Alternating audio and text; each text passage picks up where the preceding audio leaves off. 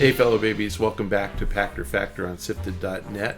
Hope you're watching this real time. That's because you're a Patreon patron or you are a YouTube subscriber, and both of those get us paid, so thank you very much.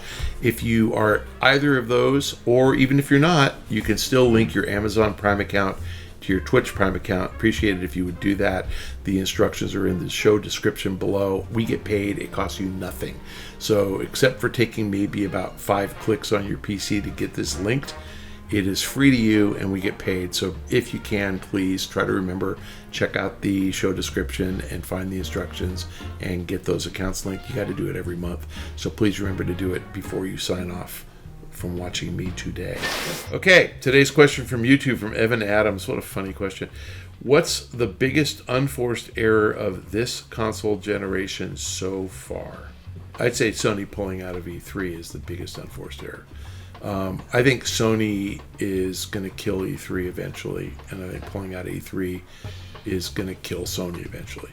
So I think that if we stop thinking about game releases and the relevance of game releases and console releases and how console exclusives matter, you're opening the door for Microsoft to own everything, put it all on Game Pass, become Netflix, and eliminate the need to ever buy a console again or worry about a game release. And I think Sony's made the biggest unforced error. PSVR 2 is going to be a huge unforced error. I think Ubisoft figuring out that multiplayer is important in 2016 or 17 when everybody else figured it out in 2005 is pretty important. I think Ubisoft figuring out that free-to-play might be a thing, in 2023 is about 10 years too late. Time will tell, but, I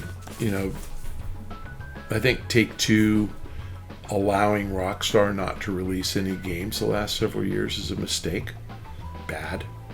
I think that shifting all at once the reliance on frontline releases to multiplayer free-to-play like Grand Theft Auto Online and Apex Legends is hurting the console publishers. I think they have to keep a steady stream, of premium frontline titles just to keep people interested in their brands.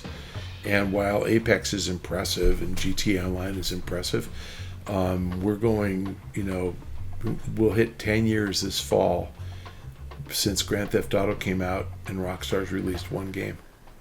And as profitable and successful as GTA Online is, how many, raise your hand in the audience if you played Midnight Club, because the last one came out in 2009.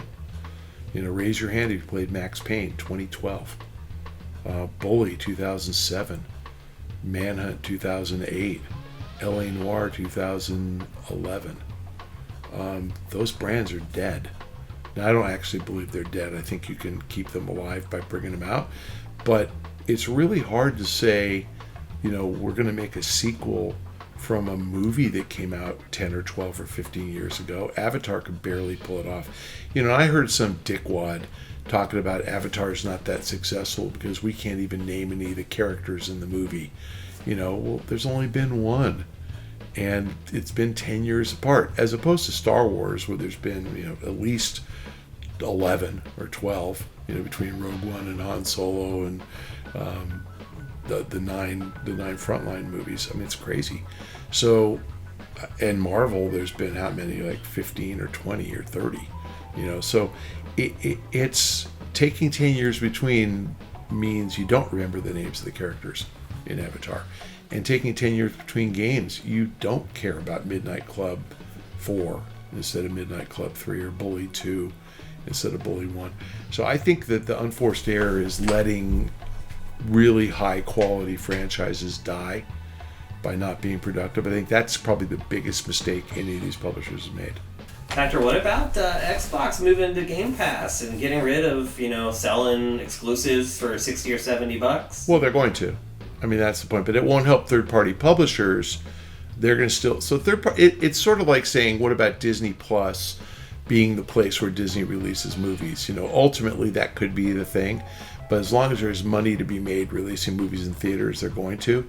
So Xbox will still sell their games, Call of Duty on multiple consoles, and they'll still sell first-party games on Xbox as long as there is a market for it.